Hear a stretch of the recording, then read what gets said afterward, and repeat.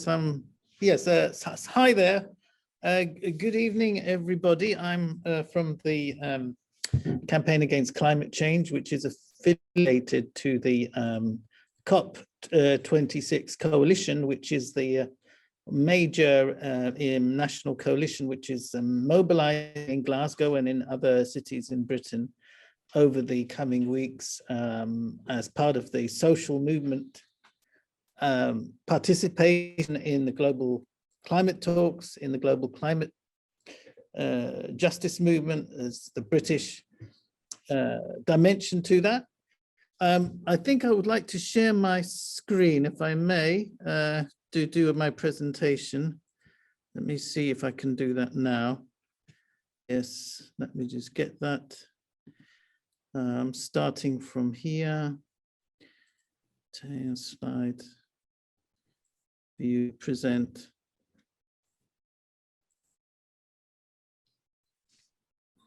Yeah, so how do we up the system? How do we change it? Let me just see if I can. I just, before I actually talk about that, I would just want to talk about the British government, who is hosting the climate talks in Glasgow, and what they've been doing in the past week. I can just tell you, past week, the Chancellor of the Exchequer has voted to subsidize air travel by reducing the tax on domestic air travel, when he's being warned by the climate committees in the UK that the UK air travel demand must be reduced. In the same week that this happened, the government, the Conservative government, voted down an amendment which allows water companies to discharge raw sewage into Britain's rivers and seas. So Britain has no clean rivers. It has some of the lowest water quality in Europe. And so, you know, this is the government that's going to be hosting the talks. It has a very, very bad record. It's also,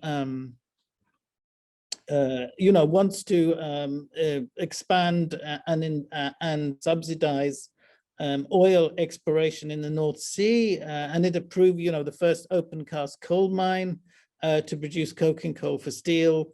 So it has a very, very poor record when it comes to climate change. And of course, it signed up to net zero by 2050 because it knows it can simply kick the can of climate emissions down the road. So, what are we with?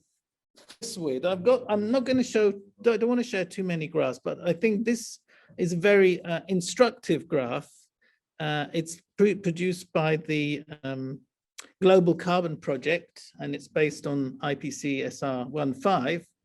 And what it shows here is basically the cumulative emissions and the emissions reduction pathways. And, this graph shows that basically that since the United Nations Framework Convention was enacted, came into force in 1992. Its first reduction agreement was the Kyoto Protocol, which the United States boycotted. These were the periods where, we could have, there was a chance for a market-based solution to emissions. So what this graph shows is basically the longer we leave the transition, the more difficult it becomes for a market-based capitalist system to resolve. And what this shows is this trajectory is a failure at the political level, because there could have been arguably 20 years ago, had the world's governments were serious about tackling emissions rather than invading Iraq, especially I'm talking here about Britain and the United States. Had the United States signed the Kyoto Protocol, we could have had a system where through market mechanisms, we could have definitely argued that we could have had a manageable reduction in emissions and we would be in a much better position to avoid risking breaching of the 1.5 degree limit. So where are we actually now? So we're actually here. We're coming very close to a point where these emission pathways are incompatible with regulated market capitalism. We need to be peaking our emissions now, and we need to be making drastic carbon emission reductions over the next decade. If we don't start over the next decade, if the peak isn't now, and we don't start, worldwide reductions in annual carbon emissions, we'll be too late to do it, and we will have impossible targets to meet. Because we have left it so late, we are in a situation where I don't think the United Nations Framework Convention on Climate Change can actually deal with the problem. It's simply, they've left it too late now, and this is the situation we're in. And this is too late for market capitalism. This kind of such steep reductions cannot be managed in a global climate economy. And also, when we talk about the the so-called energy transition, this graph actually highlights the reality in that, okay, yes, you can see in the graph that renewable energy production has increased, but the demand for energy has outstripped the supply of renewable energy, and what's filling the gap is oil, coal, and gas. And this is one of the things that we don't hear about. Yes, we hear about all this great stories about, renewable energy transition, but we're talking about, normally what they talk about is installed capacity.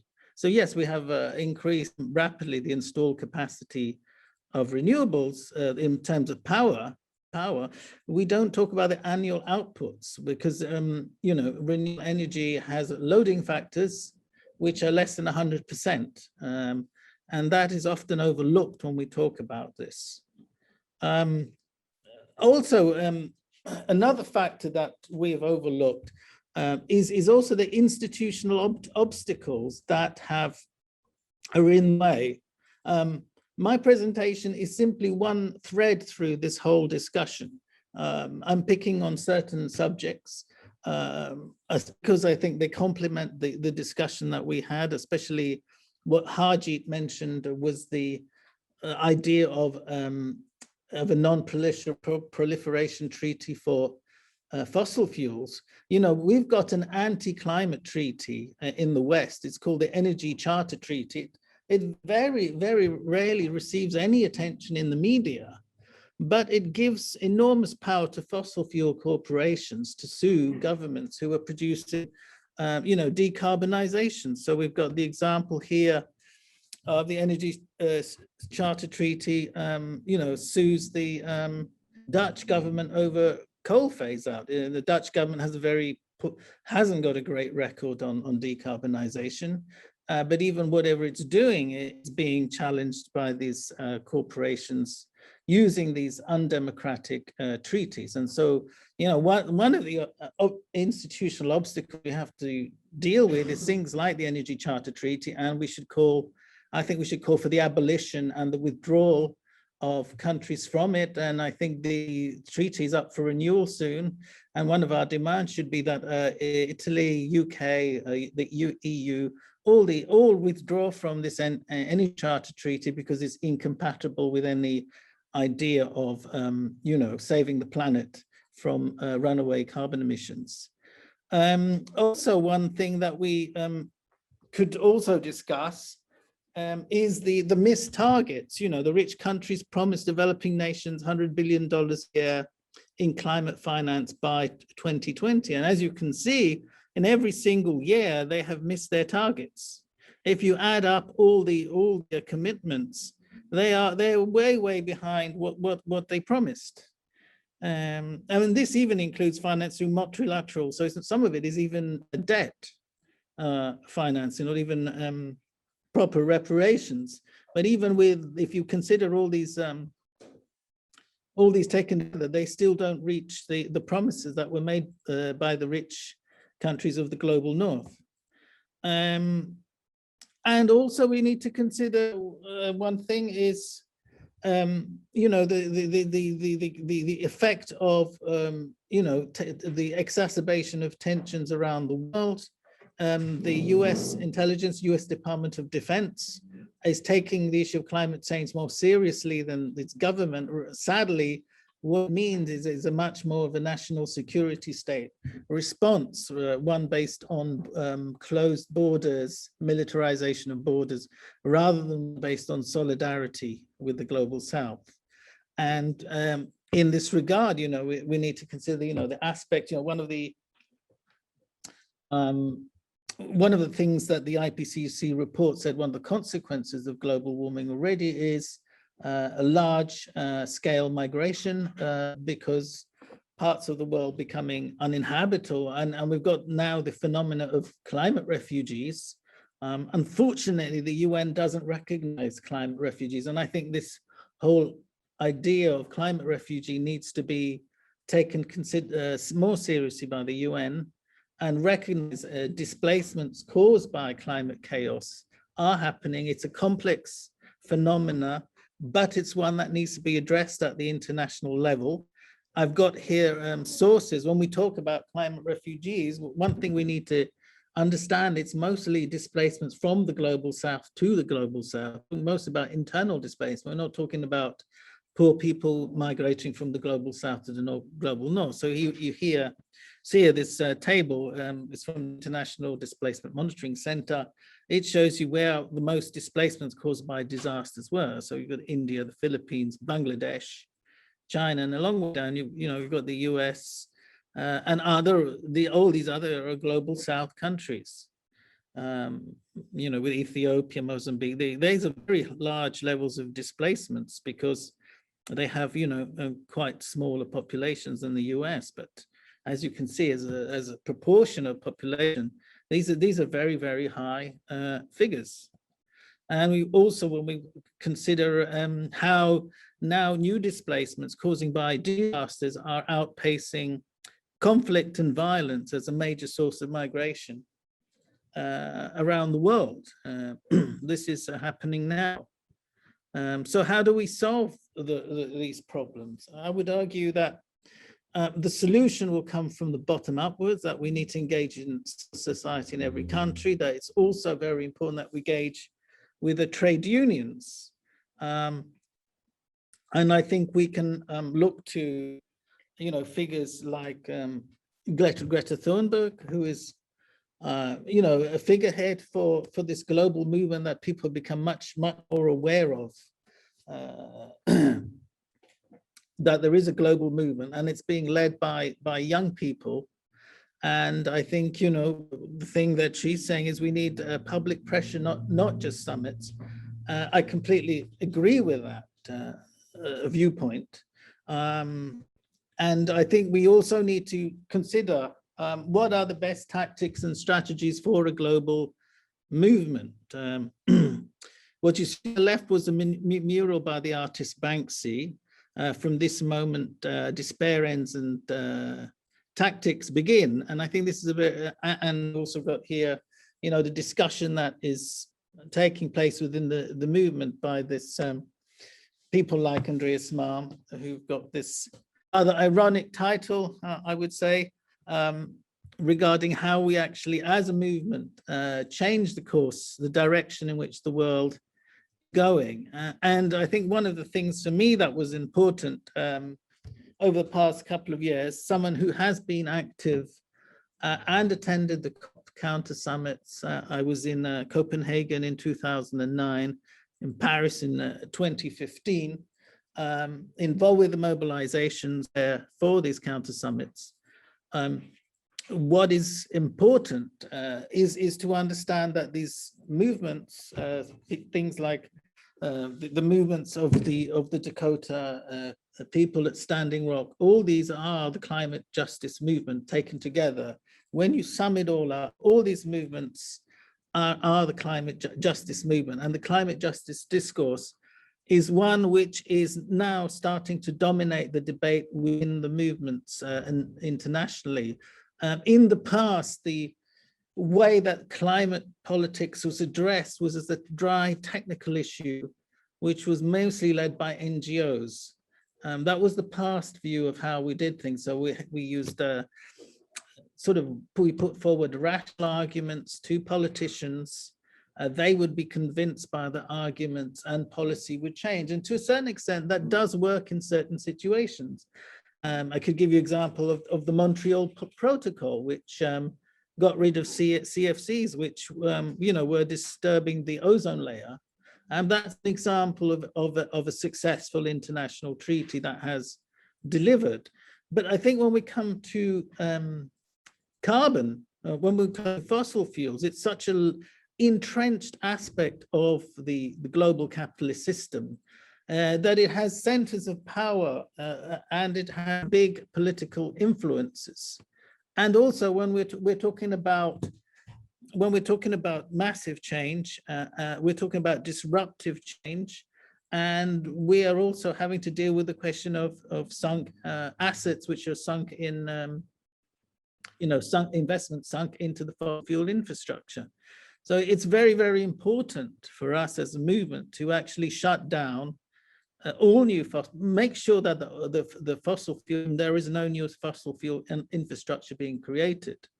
And where we really need to start, where the movement is much freer to organize, is in the global north and in countries like Western Europe. So I've got here example of the very important mobilization against the lignite mines in the Rhineland, which tragically was severely struck in July by the horrific torrential rains there that kill hundreds of people, and sadly now visiting Sicily and Catania. As anyone saw the news recently, will see the horrific consequences of that.